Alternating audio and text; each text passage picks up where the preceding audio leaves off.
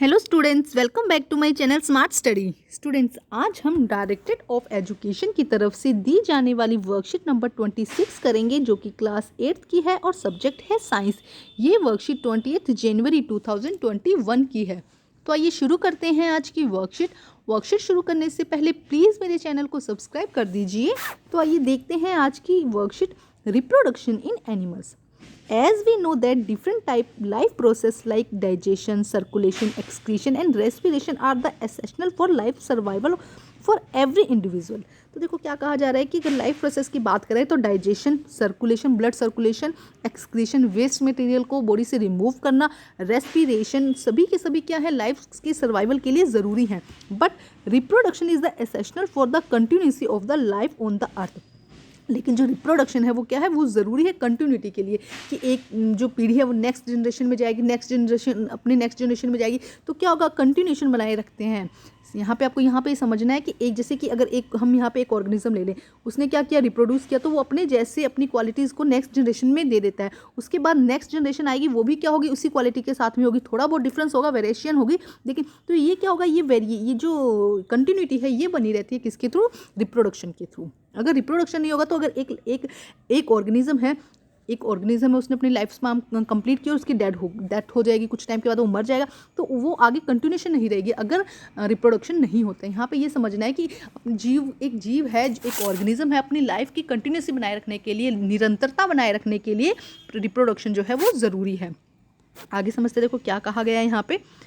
Just think what will happen if the organism had not reproduce. अगर reproduce नहीं करेगा तो क्या होगा, वो अपना थोड़ा टाइम जितना उसके लाइफ स्पैन है वो रहेगा, उसके बाद वो डेड हो जाएगा, वो अपनी नेक्स्ट जनरेशन के लिए कुछ नहीं दे के जाएगा, मतलब नेक्स्ट जनरेशन आएगी नहीं ना, तो धीरे धीरे जितनी भी अर्थ पर जितने भी स्पीशीज़ हैं धीरे धीरे सबकी सब क्या हो जाएंगी, एग्जिस्ट हो जाएंगी, खत्म हो जाएंगी सबकी सब, है ना।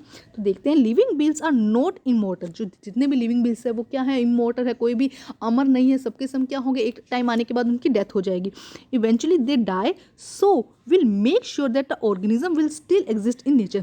जितने भी ऑर्गेनिज्म है वो क्या हो जाएंगे, एग्जिस्ट हो जाएंगे, मर जाएंगे, खत्म हो जाएंगे एक दिन। For the existence of the species there has to be some process. तो क्या है, उस एग्जिस्टेंस को बनाए रखने के लिए क्या है, एक प्रोसेस दी गई है। This process is that help in the giving rise to similar individual offspring from the existing as one. देखो इसमें क्या होगा, पेरेंट्स के थ्रू क्या किया जाएगा, पेरेंट्स जो है उसके थ्रू क्या दिया जाएगा, उनके इंडिविजुअल सेम उनके क्या दिए जाएंगे, चाइल्ड दिए जाएंगे, बच्चे दिए जाएंगे, जिससे कि क्या होगा, वो जो कंटिन्यूशन है वो बनी रहे। फादर मदर से जो कॉम्बिनेशन है वो क्या होगा, बच्चों में आएगा, जिससे कि क्या होगा, एक कंटिन्यूशन बनी रहेगी। यहाँ पे बस इस बात को ध्यान रखिए कि अगर कोई भी हम किसी भी एक स्पीशीज़ की बात करते हैं, उसने अपनी लाइफ स्पैन को कंप्लीट कर लिया और उसमें रिप्रोडक्शन नहीं होता है, तो क्या होगा, वो मर गई, खत्म हो गई वो स्पीशीज़। तो धीरे धीरे क्या होगा, अर्थ पर सारी की सारी जितनी भी स्पीशीज़ हैं वो खत्म होनी शुरू हो जाएंगी। अब रिप्रोडक्शन में क्या होता है, एक जीव जो अपने जैसे नए जीवों को पैदा करता है उसे हम क्या कहते हैं, रिप्रोडक्शन, जिससे कि क्या होता है, कंटिन्यूशन, एक जीव की कंटिन्यूशन बनी रहती है। इसे समझते हैं आगे। देखो क्या कहा गया है, रिप्रोडक्शन, देखो यहाँ पे एक सेकेंड, इसे समझते हैं। This process that help in giving rise to similar individual offspring, अपने ऑफस्प्रिंग पैदा करता है, जिससे कि क्या आता है, सिमिलर होते हैं जो पेरेंट्स के, from the existing one parents, is called reproduction.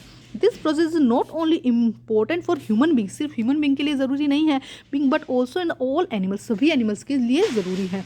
Plant and lower unicellular organism in all living beings, जितने भी लिविंग बींग्स है सबके लिए रिप्रोडक्शन ज़रूरी है।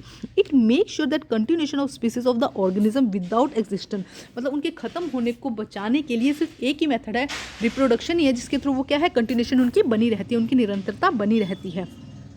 ये देखते हैं क्या लिखा है, a mango tree give rise from the mango tree. एक मैंगो का ट्री है वो कहाँ से बनेगा, मैंगो ट्री से ही बनेगा। एक cat rise birth of the kitten production in same species every time. Kitten जो कैट है उससे क्या होगा, किटन आएंगे जो क्या होगी, बड़ी होकर कैट बन जाएगी। तो एक क्या है, ये सर्कुलर बन रहा है, ये साइकिल बन रहा है। Have you seen the young one different from animal, क्या आपने इसे देखा कि कभी डॉग के क्या हुआ, कैट हुई हो या कैट के डॉग हुई, इस तरह का कोई डिफरेंस देखा है आपने। Try to recall the name of the young ones to some animal to complete the table. इस टेबल को हमें कंप्लीट करना है, तो आइए करते हैं इसे कंप्लीट। यहाँ पे एनिमल दिए हैं, उनके यंग वंस दिए गए हैं, तो आइए सॉल्व करते हैं बेटा। सबसे पहले ह्यूमन के यंग वन को क्या कहते हैं बेटा, बेबी। कैट के यंग वन को क्या कहते हैं, किटन, क्या कहा जाता है, किटन। डॉग के कैटी को हम क्या कहते हैं, पपी। बटरफ्लाई के जो बेबी है या बटरफ्लाई का जो यंग वन है उसे क्या कहा जाता है, लार्वा या कैटरपिलर भी हम इसे कहते हैं, लार्वा या कैटरपिलर। हैन के बेबी को हम क्या कहते हैं, चिक। काव के बच्चे को हम क्या कहेंगे? कॉल्फ। एंड फ्रॉग के बच्चे को क्या कहते हैं? टैडपोल। तो ये नाम आपको यहाँ पे अपनी टेबल जो वर्कशीट है उसमें अपनी नोटबुक पे करनी है बेटा।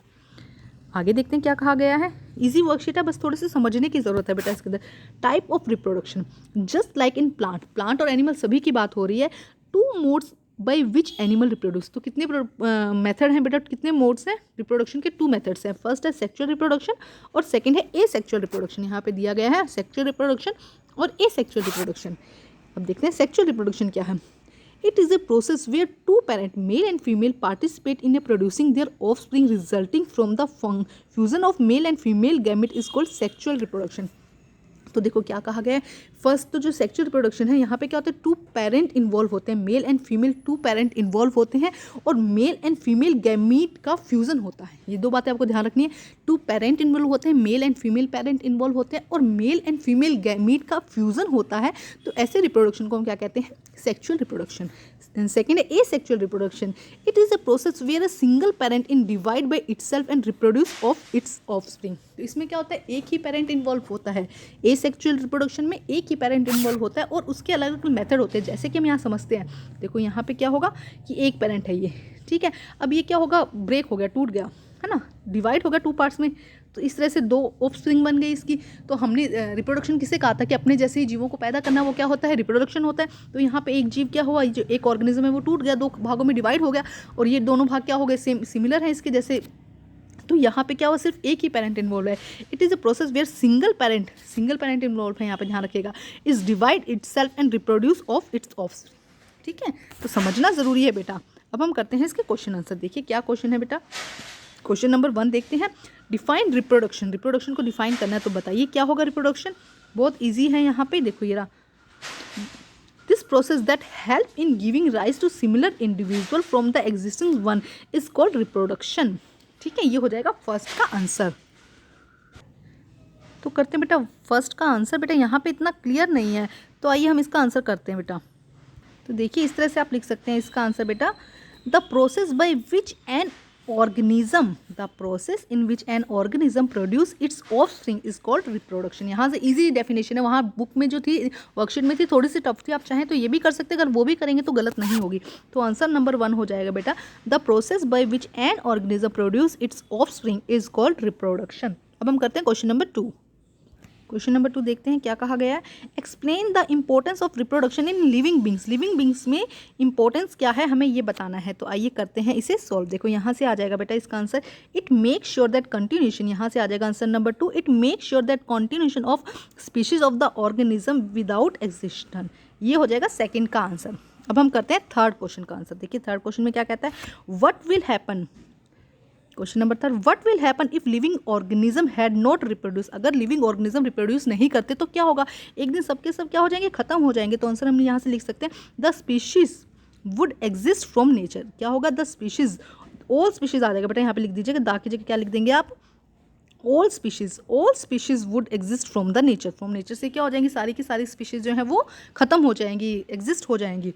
क्वेश्चन नंबर 4 देखिए, what are different mode of reproduction in living beings. Living beings में डिफरेंट मेथड क्या है। तो यहाँ से लेके यहाँ तक बेटा आप ध्यान से देखेंगे, ये पूरा आपको यहाँ पर लिखना होगा आंसर नंबर 4 में कि कितने मेथड हैं, 2 मेथड्स हैं।